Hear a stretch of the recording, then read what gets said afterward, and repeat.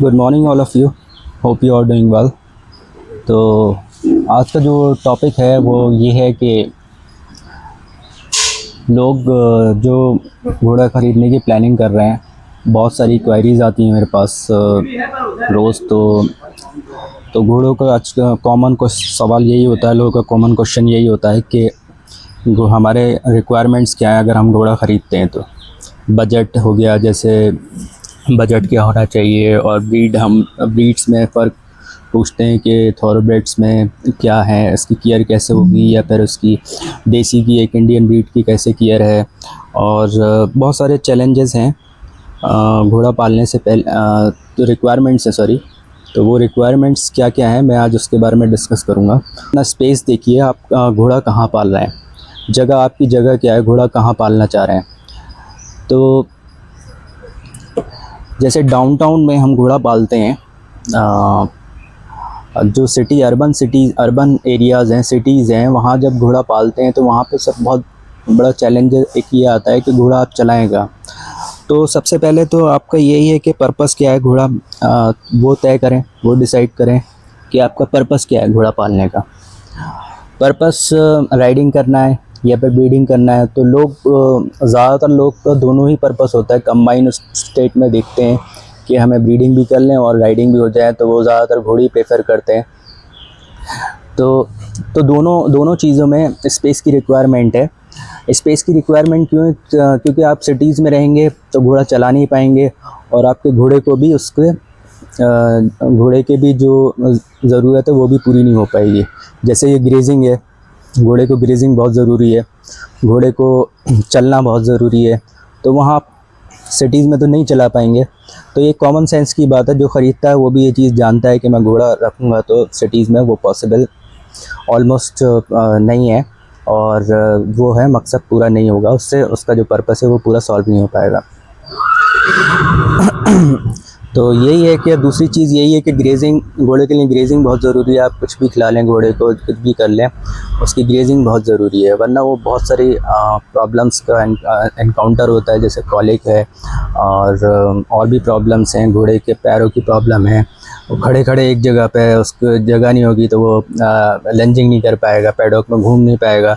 तो उसे घूमना भी ज़रूरी है घोड़े को, बहुत ज़्यादा दूर तक टहलना भी ज़रूरी है घोड़े को। तो आप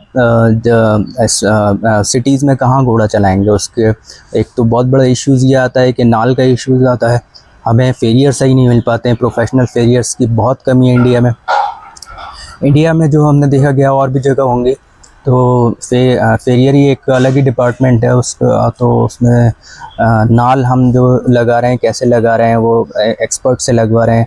अगर ज़रा सा भी नाल गलत लग जाती है तो घोड़ा जो है 6-6 महीने के लिए खड़ा हो जाता है, फिर वो किसी काम का नहीं रहता है। तो बहुत एक लंबा उसके लिए प्रोसेस हो जाता है वो सही होने में, हील होने में। तो ये एक फेरियरी का बहुत बड़ा इशू आता है। एक ग्रूम का किसी चीज़ बात करें हम ग्रूम की, तो घोड़े के केयर टेकर हमेशा रहना चाहिए। तो आपके पास इतना टाइम का इशू नहीं है। सबसे पहले तो आप देखें, आपके पास टाइम है नहीं है, तो सुबह में शाम में अगर आप ग्रूम रखेंगे तो ग्रूम की एक मिनिमम जो सैलरी है वो तो आपको 10,000 12,000 तो देनी पड़ेगी। तो वो भी इस तरीके से वरना आप इस बजट को अगर कर सकते हैं तो पूरा जो बजट है, ऑल ओवर जो बजट है घोड़े का जो ख़र्चा है ग्रूम के साथ देखा जाए तो वो 20,000 रुपये 20,000 की इसकी कॉस्ट आती है मंथली। और वैसे बात करें, अगर आप ग्रूम को हटाना चाहते हैं तो आपके पास इतना टाइम होना चाहिए जो सुबह में भी आप शाम में भी घोड़े को दे सकें। लंजिंग है उसको, और राइडिंग है, राइडिंग करना चाहें राइडिंग करें। आपको अगर आपका घोड़ा ट्रेंड है तो लंजिंग देने की इतनी ज़रूरत नहीं है, तो राइडिंग ही करें आप प्रॉपर।